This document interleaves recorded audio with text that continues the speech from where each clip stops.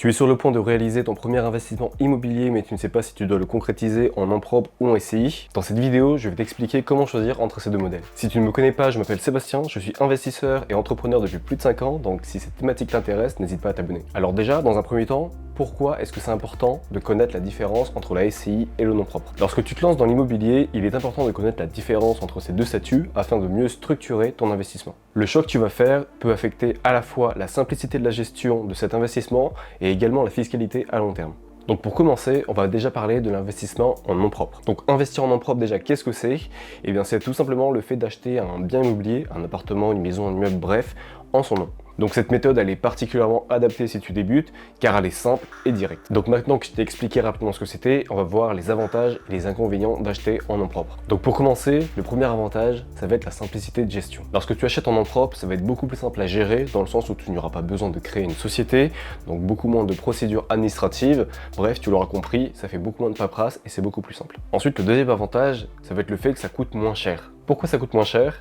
Eh bien c'est dû au fait que tu n'auras pas besoin de payer déjà les procédures de création d'entreprise, donc les frais administratifs, tu n'auras pas besoin de payer un comptable tous les mois, tous les ans pour le bilan, etc. Donc ça t'enlève des frais récurrents et des frais fixes pour la création de la structure. Ensuite, le troisième avantage, c'est que tu vas percevoir directement les loyers. Je t'explique. Si tu passes par une société, c'est la société qui va percevoir dans un premier temps les loyers. En nom propre, eh bien c'est directement toi qui perçois les loyers et tu pourras décider par la suite de les réinvestir ou de les percevoir directement dans ta poche en nom propre. Évidemment, tu auras quand même des impôts à payer. Ensuite, le prochain avantage, c'est la flexibilité au niveau des régimes fiscaux que tu vas pouvoir choisir. Aujourd'hui, il est encore possible de choisir le régime LMNP qui pourra être avantageux dans le sens où ça va être comme une entreprise, c'est-à-dire que tu vas pouvoir amortir, enlever des charges, etc. sans pour autant payer plus d'impôts. Mais attention, ce régime, il risque d'être bouleversé par la prochaine réforme LMNP et si le sujet t'intéresse, j'en ai fait une vidéo. Le cinquième avantage pour moi, ça va être qu'il n'y a pas de double imposition. Donc ce point-là, il rejoint le troisième point que j'ai déjà abordé, donc à savoir que tu vas percevoir directement les loyers. Et du fait que tu vas percevoir directement les loyers, tu n'auras pas besoin de payer des impôts en plus, justement pour les mettre dans ta poche. Je t'explique. En SCI, c'est la société qui va percevoir les loyers.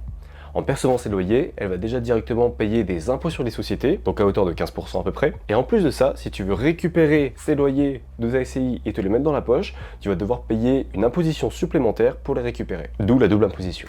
En nom propre, par contre, les loyers que tu vas percevoir vont être directement imposés par rapport à ton taux marginal d'imposition. Donc tu n'auras qu'un seul impôt à payer et pas deux comme en société. Donc ensuite, le prochain avantage, c'est qu'il y a moins de formalités juridiques. Tu n'auras pas besoin de rédiger des statuts, tu n'auras pas besoin de tenir des assemblées générales, tu n'auras tout simplement pas besoin de gérer une société. Et enfin, le dernier avantage, mais pour moi l'un des plus intéressants, c'est qu'en nom propre, eh bien les banques sont plus susceptibles de te suivre, en tout cas au début, car justement elles pourront mieux appréhender ta situation financière et plus facilement étudier ta capacité d'emprunt.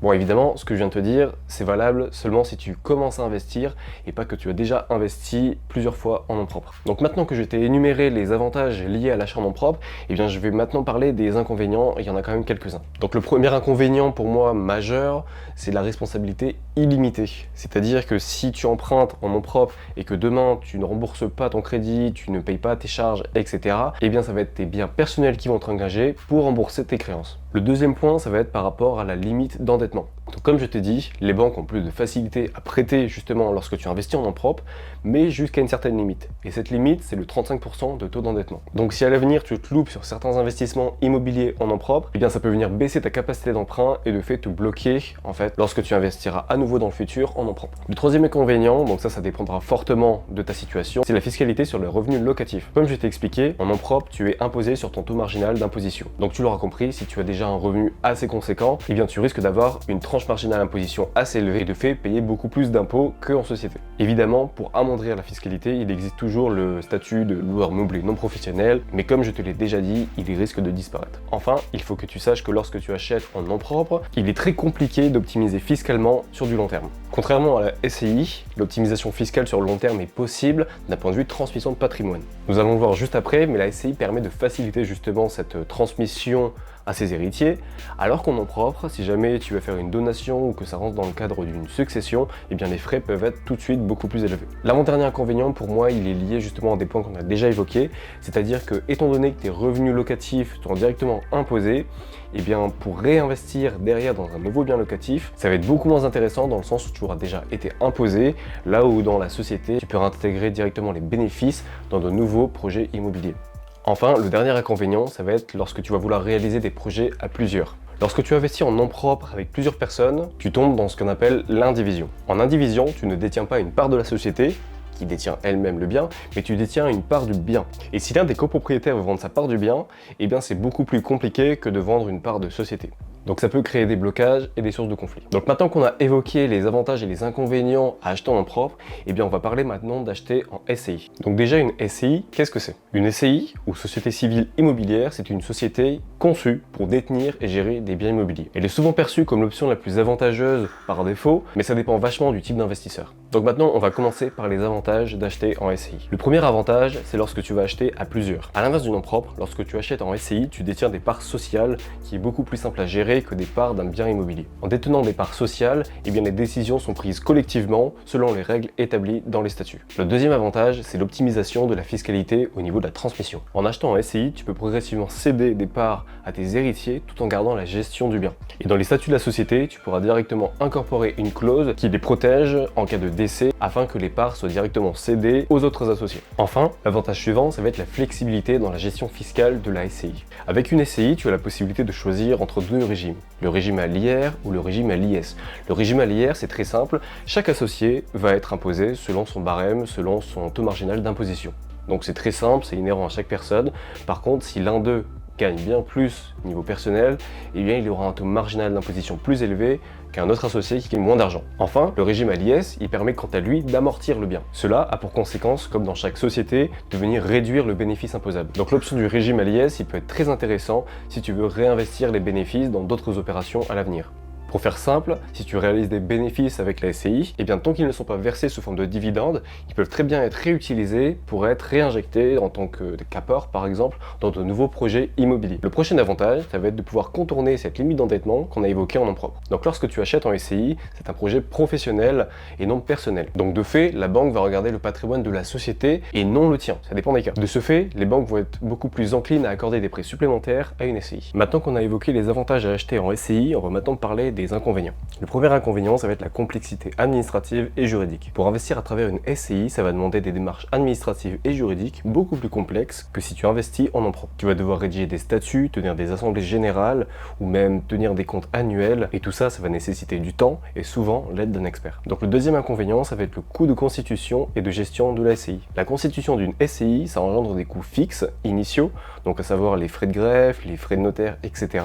mais également des coûts variables du point de vue notamment de la comptabilité, donc tu vas devoir payer un comptable tous les mois, et ces coûts, si tu ne les as pas prévus, ils peuvent venir réduire la rentabilité de ton projet. Enfin, le prochain inconvénient, ça va être la fiscalité à long terme avec la SCI. Bien qu'elle offre des avantages fiscaux, notamment grâce au régime des impôts sur les sociétés, elle peut aussi entraîner des complications, notamment à long terme, lorsque tu vas vouloir revendre un bien avec ta SCI. Étant donné qu'à l'IS, tu vas pouvoir amortir ton bien selon les années de détention, et bien comptablement, lorsque tu vas vouloir revendre ce bien plus tard, du fait de l'amortissement comptable, cela risque d'augmenter la plus-value et de fait de l'imposition. Ensuite, le point suivant, ça va être par rapport aux bénéfices générés par la SCI. On parlait tout à l'heure de double imposition, et bien comme tu l'as compris, en SCI, la société va déjà payer un impôt sur les sociétés à hauteur de 15% lorsqu'elle va percevoir les loyers, et si tu veux récupérer les loyers pour les avoir dans ton patrimoine personnel, tu vas devoir payer une flat tax supplémentaire, donc à hauteur de 30%, pour récupérer ces bénéfices. Ensuite, le prochain inconvénient, ça va être tout de même la responsabilité illimitée, à hauteur des parts sociales, des associés. Donc bien que la SCI permette de séparer le patrimoine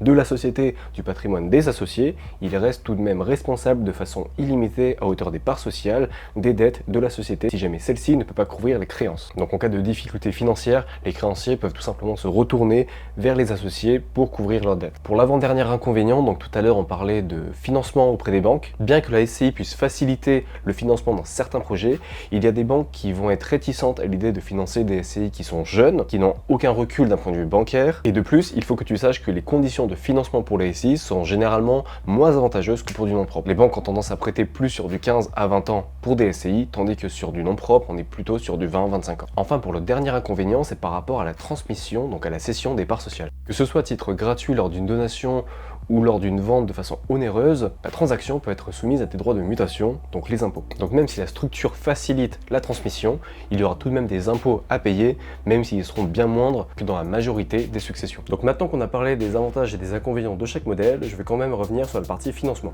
Comme tu le sais, le financement c'est le nerf de la guerre, notamment en immobilier. Et aujourd'hui, les banques sont de plus en plus exigeantes, notamment si tu as plusieurs crédits en cours. Si tu investis en nom propre, tu vas rapidement atteindre un niveau d'endettement maximum, ce qui va te limiter dans tes futurs investissements. En revanche, une SCI, ça peut être un moyen de contourner ce problème. Étant donné qu'elle possède son propre patrimoine et ses propres revenus, ça a tendance à rassurer le banquier et faciliter l'obtention de nouveaux prêts immobiliers. Donc pour finir cette vidéo, quel est le choix le plus adapté pour toi? Donc comme tu l'auras compris, ça dépend fortement de ta situation. Est-ce que tu achètes tout seul? Est-ce que tu achètes à plusieurs? Est-ce que tu souhaites directement toucher les revenus ou les réinvestir? Est-ce que tu comptes faire de l'achat-revente? Personnellement, je te conseille vraiment de te pencher sur la question, d'établir réellement ton projet que tu souhaites réaliser et les objectifs que tu souhaites atteindre avant de faire ce choix. Si tu as des questions ou que tu souhaites en savoir plus, n'hésite pas à me le dire en commentaire ou à cliquer sur le lien directement en bio de cette vidéo. Et si cette vidéo t'a plu, n'oublie pas de t'abonner. Moi, je te dis à plus.